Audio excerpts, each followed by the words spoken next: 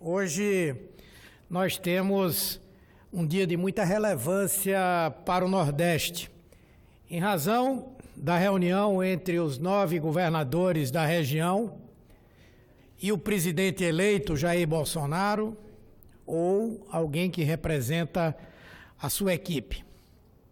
É um encontro em que será imperioso que o novo governo, que ainda vai assumir, ceda no seu ranço, no seu preconceito e na visão torta que tem sobre os nordestinos, se quiser elevar o nível do debate político e federativo.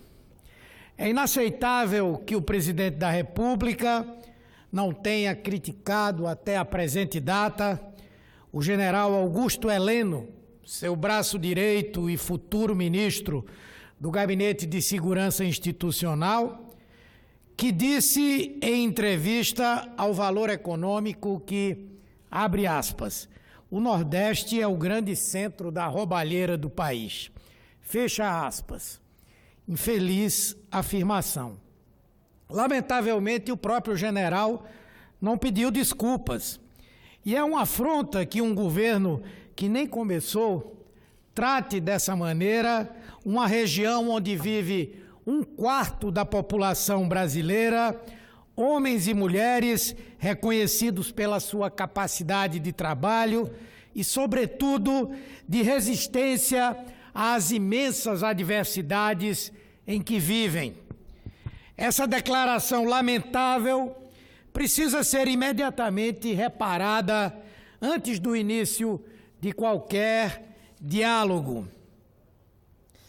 E é preciso que o governo, ou o futuro governo, claramente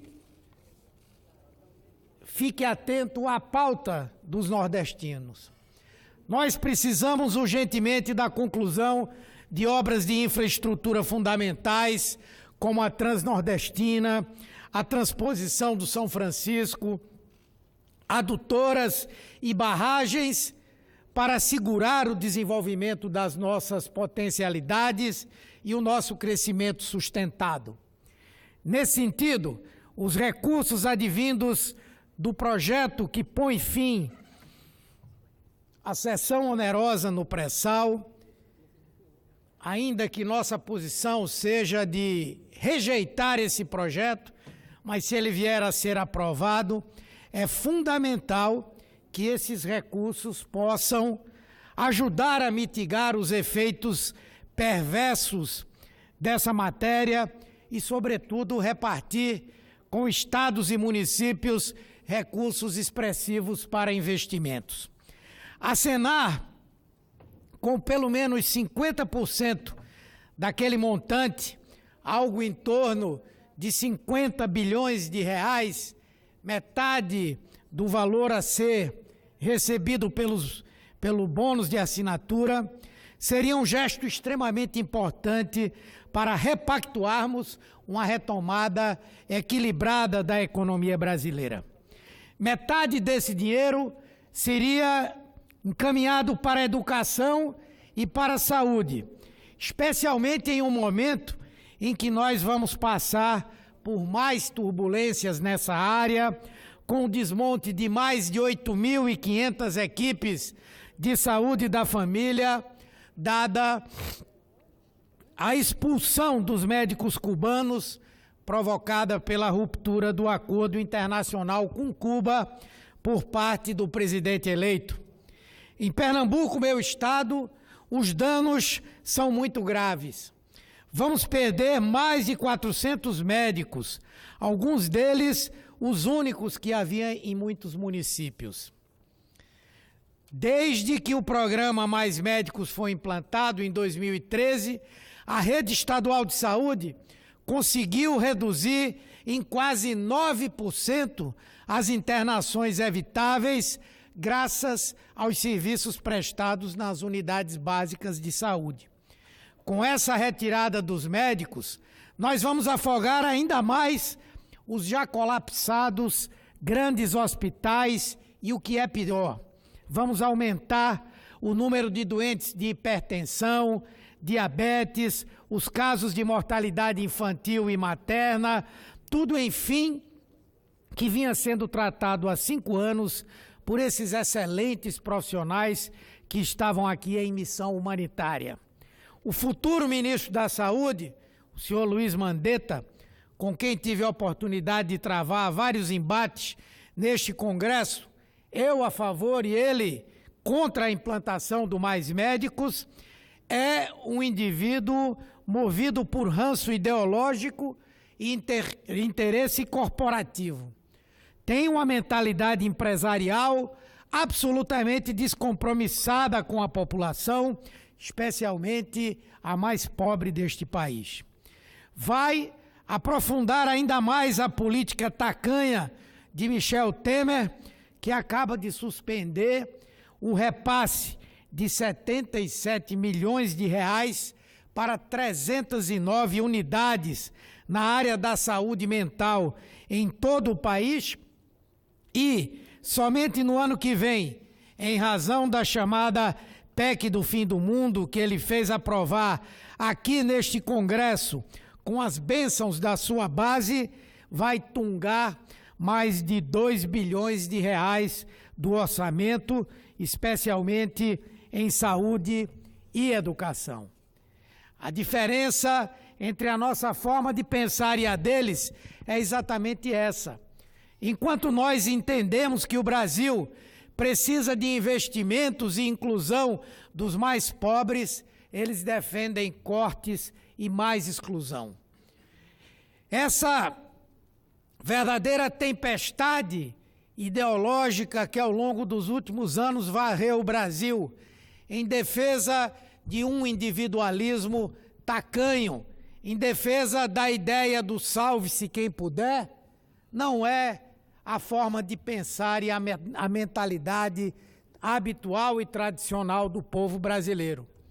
Nós precisamos resgatar a solidariedade, o altruísmo, a preocupação em fazer com que todos tenham as mesmas oportunidades, de fazer com que todos tenham os direitos elementares universais, tenham todos os direitos elementares garantidos, que sejam universalizadas as condições mínimas de dignidade, para que aí, então, cada um, de acordo com a sua capacidade, possa desenvolver as suas potencialidades.